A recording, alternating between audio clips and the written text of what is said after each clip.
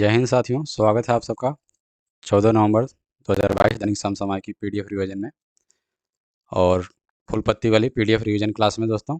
इस क्लास में दोस्तों कुमार गौरव सर के द्वारा बताया गया एक एक पॉइंट को कवर किया जाता है और गौरव सीरीज के भी प्रश्नों को दोस्तों शामिल किया जाता है। तो वीडियो आप लोग को अच्छा लगे चैनल को सब्सक्राइब करके बेल आइकन जरूर दबाइए दोस्तों। चलिए स्टार्ट करते हैं। आज का पहला क्वेश्चन दोस्तों, प्रतिवर्ष राष्ट्रीय पक्षी दिवस कब मनाया जाता है? तो ये आपका मनाया जाता है दोस्तों 12 नवंबर को। और बर्डमैन ऑफ इंडिया दोस्तों डॉक्टर सलीम अली को कहा जाता है और इन्हीं के जन्मदिन के अवसर पर ये बर्ड दिवस मनाया जाता है। ठीक है दोस्तों। और बर्डमैन ऑफ इंडिया ये पुस्तक है डॉक्टर सलीम अली की। ठीक है। और केवला देव जो राष्ट्रीय उद्यान है दोस्तों भरतपुर राजस्थान में है। और जो डॉक्टर सलीम अली को दोस्तों 1976 में पद्म विभूषण पुरस्कार मिला था। और ललन टॉप बातें देखते दोस्तों इस क्वेश्चन से संबंधित। दोस्तों इस वीडियो में सभी प्रश्नों के ललन टॉप को शामिल किया जाता है। तो आप लोग वीडियो अच्छा लगे चैनल को सब्सक्राइब करके बेल आइकन जरूर दबाइए और पीडीएफ के लिए दोस्तों टेलीग्राम ग्रुप को ज्वाइन कीजिए। देखते हैं दोस्तों ललन टॉप बातें। पक्षियों का अध्ययन दोस्तों ऑर्निथोलॉजी कहलाता है और टाइगर मैन ऑफ इंडिया कला श्रृंखला कहा जाता है। नलबाना पक्षी या भारत दोस्तों चिल्का झील उड़ीसा में है। और पहला साइंटिफिक बर्ड अटलस जारी करने वाला राज्य है ये आपका केरल है। और विश्व की सबसे बड़ी प्रवाल भित्ति दोस्तों ग्रेट बैरियर रीफ ऑस्ट्रेलिया में है। और waterman of India doctor Rajendra Prasad को कहा जाता है, डॉक्टर राजेंद्र को कहा जाता है दोस्तों। नेक्स्ट क्वेश्चन दोस्तों, 14 नवंबर 2022 को किस राज्य में अमूर फाल्कन फेस्टिवल आयोजित किया जा रहा है? तो ये किया जा रहा है आपका मणिपुर में। और इसकी शुरुआत होती है दोस्तों 2015 में। अब की बार 2022 में दोस्तों 7वें नंबर का संस्करण है। और अमूर फाल्कन की राजधानी दोस्तों नागालैंड को कहा जाता है। ललन टॉप बातें देखते हैं दोस्तों। थांगटा कहाँ का जो मार्शल आर्ट है तो ये आपका मणिपुर का है। और लोकटक झील कहाँ है? तो आपकी मणिपुर में ये भी है। और लोकटक झील पर ही दोस्तों विश्व का एकमात्र तैरता हुआ राष्ट्रीय उद्यान किबुल लामजाओ राष्ट्रीय उद्यान स्थित है दोस्तों। और किबुल लामजाओ राष्ट्रीय उद्यान में ही दोस्तों संगाई हिरण मिलता है। और संगाई हिरण को दोस्तों मणिपुर का राजकीय पशु माना जाता है। ठीक है। और कलारी पट्टू कहाँ का मार्शल आर्ट है? तो ये आपका है केरल का। ठीक है। और भारत का पहला खेल विश्वविद्यालय ये आपका मणिपुर इम्फाल में है। ठीक है। और मणिपुरी भाषा को किस वर्ष हमारे संविधान में शामिल किया गया? तो ये आपकी 8वीं अनुसूची में शामिल किया गया सन 1992 में। ठीक है। और नेपाली, मणिपुरी और कोंकणी को 1992 में 71वें संविधान संशोधन के द्वारा शामिल किया गया। नेक्स्ट क्वेश्चन देखते हैं दोस्तों, 2025 कबड्डी विश्व कप कहाँ आयोजित होगा? तो ये आपका होगा वेस्ट मिडलैंड्स में। ठीक है। और ये कहाँ है? तो आपका इंग्लैंड में है। और प्रो कबड्डी लीग 2022 का विजेता कौन है? तो ये आपका है दबंग दिल्ली। ठीक है दोस्तों। ललन टॉप बातें देखते हैं दोस्तों। आईसीसी महिला वर्ल्ड कप 2022 इसका आयोजन हुआ न्यूजीलैंड में और विजेता रहा ऑस्ट्रेलिया। और T20 एशिया विश्व कप का आयोजन कहाँ हुआ? तो ये होगा यूएई में। और मेल वर्ग में विजेता रहा श्रीलंका और फीमेल वर्ग में विजेता रहा भारत। ठीक है दोस्तों। आइस हॉकी महिला चैंपियनशिप का आयोजन कहाँ हुआ? तो ये आपका आयोजन हुआ इसका हिमाचल प्रदेश में, विजेता रहा लद्दाख। और 44वें नंबर का शतरंज ओलंपियाड का आयोजन कहाँ हुआ? तो ये आपका हुआ केरल में। और संतोष ट्रॉफी का आयोजन कहाँ हुआ? केरल में हुआ और विजेता भी इसका केरल ही रहा दोस्तों। फीफा वर्ल्ड कप 2022 का आयोजन दोस्तों कतर दोहा में हुआ। और फीफा अंडर 17 महिला विश्व कप का आयोजन दोस्तों हुआ उड़ीसा में और गोवा में और महाराष्ट्र में। 3 जगह पे दोस्तों फीफा अंडर 17 महिला विश्व कप का आयोजन हुआ था और इसमें विजेता रहा स्पेन रहा दोस्तों। और 24वां जो ग्रीष्मकालीन डेफ ओलंपिक का आयोजन कहाँ हुआ? तो 24वें ग्रीष्मकालीन डेफ ओलंपिक का आयोजन दोस्तों ब्राज़ील में हुआ। और 36वां राष्ट्रीय खेल का आयोजन कहाँ हुआ? तो ये आपका हुआ गुजरात में। ठीक है दोस्तों। नेक्स्ट क्वेश्चन देखते हैं दोस्तों, वर्ष 2022 के लिए फिट इंडिया स्कूल वीक पहल के लिए शुभंकर क्या है जिसे हाल ही में लॉन्च किया गया है? तो शुभंकर है तूफान और तूफानी। और जो चौथे नंबर का यह संस्करण है दोस्तों इसकी शुरुआत होती है 15 नवंबर से। ठीक है। और फिट इंडिया मूवमेंट की शुरुआत दोस्तों 2019 से होती है। इसका उद्देश्य है स्कूलों में फिटनेस अवेयरनेस को बढ़ावा देना। ठीक है। ललन टॉप बातें देखते हैं दोस्तों। नेशनल गेम्स 2022 आयोजन होता है इसका गुजरात में और शुभंकर इसका सावज है। ठीक है। और राजीव गांधी ग्रामीण ओलंपिक गेम्स शुभंकर इसका है शेरू, आयोजन होता है इसका राजस्थान में। और टोक्यो ओलंपिक का शुभंकर दोस्तों मिराई तोबा है। और टोक्यो ओलंपिक जो है 32वें क्रम का ओलंपिक है और इसमें प्रथम स्थान रहा यूएसए का और इंडिया की रैंक रही 48। ठीक है। विंटर ओलंपिक का शुभंकर है दोस्तों बिंग ड्वेन और प्रथम स्थान इसमें रहा नॉर्वे का। और 24वां नंबर का जो है शतरंज ओलंपियाड इसका शुभंकर है थम्बी, आयोजन हुआ इसका चेन्नई में। ठीक है। और फीफा अंडर 17 महिला विश्व कप इसका शुभंकर है ईभा। और कॉमनवेल्थ गेम्स 2022 का शुभंकर है दोस्तों पेरी द बुल। ठीक है। नेक्स्ट क्वेश्चन देखते हैं दोस्तों, 11 नवंबर 2022 को किसने ई कुंभ पोर्टल लॉन्च किया है? तो ये किया है द्रौपदी मुर्मू और ये भारत की राष्ट्रपति हैं दोस्तों। और ई कुंभ इसका अर्थ है दोस्तों नॉलेज अनलिस्ट इन मल्टीपल इंडियन लैंग्वेज। और इसका उद्देश्य है दोस्तों इंजीनियरिंग मातृभाषा में उपलब्ध हो सके और इसे 12 भारतीय भाषाओं में उपलब्ध कराया जाएगा। और जो भारत की राष्ट्रपति हैं द्रौपदी मुर्मू, इसका उल्लेख दोस्तों राष्ट्रपति का उल्लेख अनुच्छेद 52 में है। और उपराष्ट्रपति जो हैं जगदीप धनखड़, और उपराष्ट्रपति का उल्लेख दोस्तों अनुच्छेद 63 में है।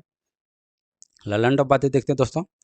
जो किसान मोबाइल ऐप आईआईटी रुड़की के द्वारा लॉन्च किया गया, आईआईटी रुड़की के द्वारा दोस्तों किसान मोबाइल ऐप लॉन्च किया गया। और लोकपाल ऐप मनरेगा के द्वारा लॉन्च होता है दोस्तों। और मनरेगा जो है 2005 का अधिनियम है। और दिशांक ऐप दोस्तों कर्नाटक का भूमि रिकॉर्ड के लिए लॉन्च किया गया है। और वाई ब्रेक क्या है, तो वाई ब्रेक ऐप है दोस्तों, और यह आयुष मंत्रालय के द्वारा लॉन्च किया गया है योगा के लिए दोस्तों लंच टाइम में, ठीक है। और जो वर्तमान आयुष मंत्री हैं डॉक्टर सर्बानंद सोनोवाल है दोस्तों। और सारथी मोबाइल ऐप किसके द्वारा लॉन्च किया गया, तो ये किया गया आपका सेबी के द्वारा, ठीक है। और सेबी का फुल फॉर्म होता है दोस्तों security exchange board of India, और इसका उद्देश्य है शेयर मार्केट को कंट्रोल करना, ठीक है दोस्तों। नेक्स्ट क्वेश्चन देखते हैं दोस्तों। हाल ही में भारतीय जैविक डाटा केंद्र IBDC का उद्घाटन कहाँ किया गया, तो ये किया गया आपका फरीदाबाद हरियाणा में। और उसका शुभारंभ दोस्तों डॉक्टर जितेंद्र सिंह ने किया। और डॉक्टर जितेंद्र सिंह दोस्तों साइंस एंड टेक्नोलॉजी मंत्री हैं। और data disaster recovery centre Bhubaneswar में स्थापित हुआ है दोस्तों। आगे देखते हैं दोस्तों ललन टॉप बातें। विश्व का सबसे बड़ा सफारी पार्क ये हरियाणा में स्थापित हो रहा है दोस्तों। और देश का पहला ग्रीन एटीएम दोस्तों गुरुग्राम हरियाणा में स्थापित हुआ। और ई अधिगम योजना जो 9 क्लास से 12th क्लास के विद्यार्थियों को लैपटॉप दिया जाएगा, इससे संबंधित है। और सूरज कुंड मेला ये हरियाणा में आयोजित होता है। और इंटरनेशनल सोलर अलायंस का मुख्यालय दोस्तों, इंटरनेशनल सोलर अलायंस का मुख्यालय गुरुग्राम हरियाणा में दोस्तों, और इसका अध्यक्ष है भारत। नेक्स्ट क्वेश्चन देखते हैं दोस्तों। रिलायंस इंडस्ट्री देश का पहला मल्टी मॉडल लॉजिस्टिक पार्क कहाँ बनाएगी, तो ये बनाएगी आपका चेन्नई में। और यह PPP मॉडल पर आधारित है, यानी पब्लिक प्राइवेट पार्टनरशिप पे। और इसका उद्देश्य दोस्तों फ्रेड हैंडलिंग फैसिलिटी को बढ़ावा देना, यानी माल ढुलाई को बढ़ावा देना, ठीक है दोस्तों। ऑपरेशन पोलो के तहत दोस्तों हैदराबाद को भारत में मिलाया गया था। Under water metro Kolkata Hooghly नदी पर स्थापित है दोस्तों।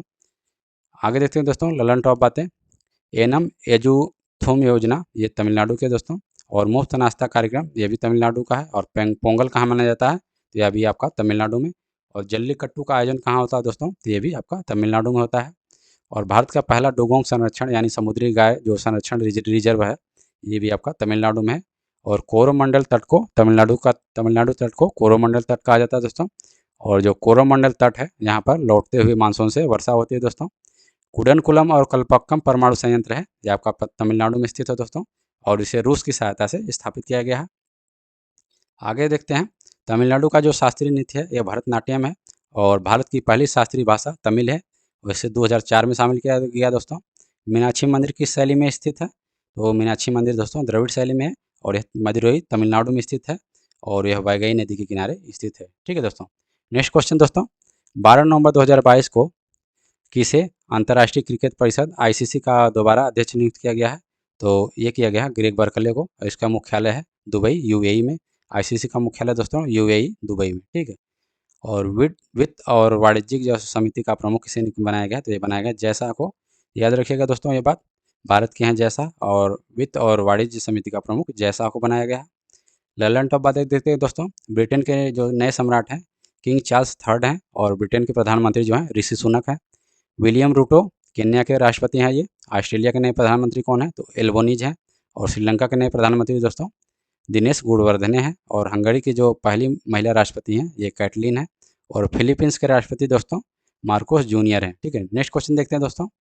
14 से 27 नवंबर 2022 तक 41वां अंतर्राष्ट्रीय व्यापार मेला कहाँ आयोजित किया जा रहा है, ये किया जा रहा है आपका दिल्ली में, नई दिल्ली में। और इसका उद्घाटन किया है वाणिज्य और उद्योग मंत्री पीयूष गोयल ने, ठीक है दोस्तों।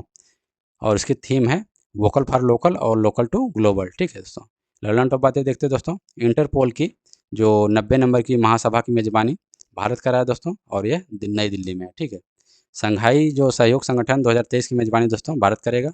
और संघाई सहयोग संगठन 2022 की मेजबानी समरकंद उज्बेकिस्तान ने करी थी, ठीक है दोस्तों। और आगे देखते हैं प्रधानमंत्री ने इंडिया गेट पर सुभाष चंद्र बोस की प्रतिमा का अनावरण किया दोस्तों। और जो राजपथ है उसका नाम बदलकर कर्तव्य पथ कर दिया गया दोस्तों। और भारत का पहला ई-वेस्ट इको पार्क यह दिल्ली में स्थापित है दोस्तों। और हाइड्रो और सौर ऊर्जा से दोस्तों हाइड्रो और सौर ऊर्जा से चलने वाला भारत का पहला हवाई अड्डा है, ये आपका इंदिरा गांधी है एयरपोर्ट है। और कार्बन न्यूट्रल जो हवाई अड्डा है आपका लेह है, ठीक है। और दिल्ली के नए उपराज्यपाल कौन है, तो ये आपके विनय कुमार सक्सेना है, ठीक है दोस्तों। आगे देखते हैं नेशनल कैपिटल रीजन NCR ये 69वें संविधान संशोधन के द्वारा दोस्तों इसे बनाया गया। और हरियाली फेस्टिवल कहाँ आयोजित होता है? ये होता है आपका दिल्ली में, ठीक है।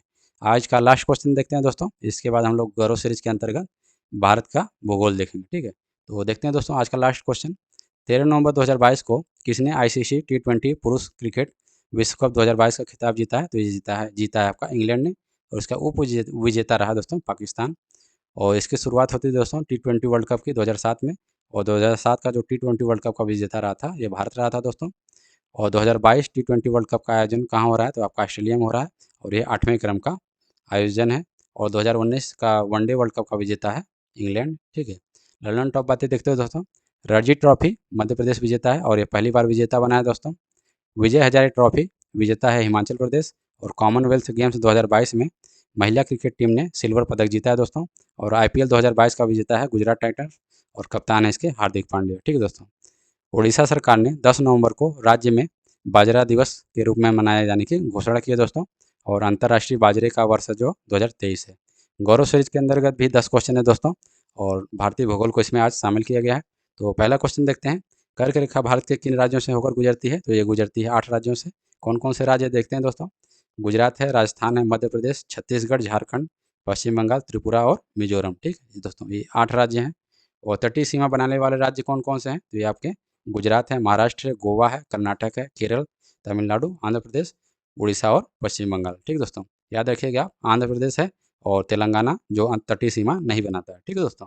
नेक्स्ट क्वेश्चन दोस्तों, भारत की मानक समय रेखा 82.5 डिग्री पूर्वी अक्षांश किन राज्यों से होकर गुजरती है? ये गुजरती है आपकी 82.5 डिग्री पूर्वी अक्षांश आंध्र प्रदेश, मध्य प्रदेश, छत्तीसगढ़, उत्तर प्रदेश और उड़ीसा, ठीक है। नेक्स्ट क्वेश्चन देखते हैं दोस्तों, भारत की अंतर्राष्ट्रीय सीमा का आरोही क्रम क्या है, यानी बढ़ते हुए क्रम में?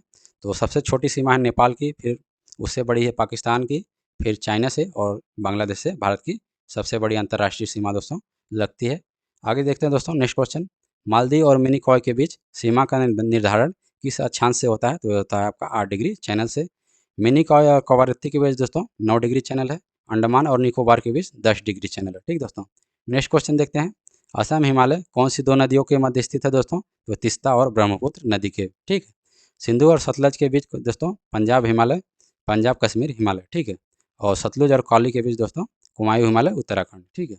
आगे देखते हो दोस्तों नेक्स्ट क्वेश्चन, नवीन जलोढ़ मृदा किस प्रकार के मैदान में पाई जाती है? तो ये खादर में पाई जाती है। और जो पुरानी जलोढ़ मृदा होती है ये बांगर में पाई जाती है दोस्तों, ठीक है। नेक्स्ट क्वेश्चन दोस्तों, सतपुरा श्रेणी की सबसे जो ऊंची चोटी है ये आपकी कंचनजंगा, और ये सिक्किम में है, ठीक है। नीलगिरी की सबसे ऊंची चोटी दोस्तों दोदा बेटा है। और अरावली की सबसे ऊंची चोटी दोस्तों गुरु शिखर है। अलमाटी बांध किस नदी पर स्थित है? तो ये आपका स्थित है अलमाटी बांध कृष्णा नदी पर। और जो मेट्टूर बांध है ये कावेरी नदी पर है दोस्तों। और हीराकुंड बांध दोस्तों महानदी पर है। और माता टीला परियोजना ये बेतवा नदी पर है। और ओंकारेश्वर बांध दोस्तों नर्मदा नदी पर है, ठीक है दोस्तों। आज का नेक्स्ट क्वेश्चन दोस्तों, आज का आखिरी क्वेश्चन है 10वें नंबर का, शिव समुद्रम जलप्रपात दोस्तों किस नदी पर है? तो ये कावेरी नदी पर है। और जोग जलप्रपात दोस्तों ये शरावती नदी कर्नाटक में है, ठीक है। और धुआंधार जलप्रपात है ये नर्मदा नदी पर मध्य प्रदेश में है दोस्तों। तो दोस्तों ये रहा आज का 14 नवंबर दैनिक समसामयिक की PDF का रिवीजन, और कुमार गौरव सीरीज का जो भारत के भूगोल का रिवीजन। तो दोस्तों ये वीडियो आप लोग को पसंद आया हो तो चैनल को सब्सक्राइब करके बेल आइकन जरूर दबाइए, और PDF के लिए टेलीग्राम ग्रुप को ज्वाइन कीजिए। मिलते हैं आपसे नेक्स्ट वीडियो में, तब तक के लिए थैंक यू।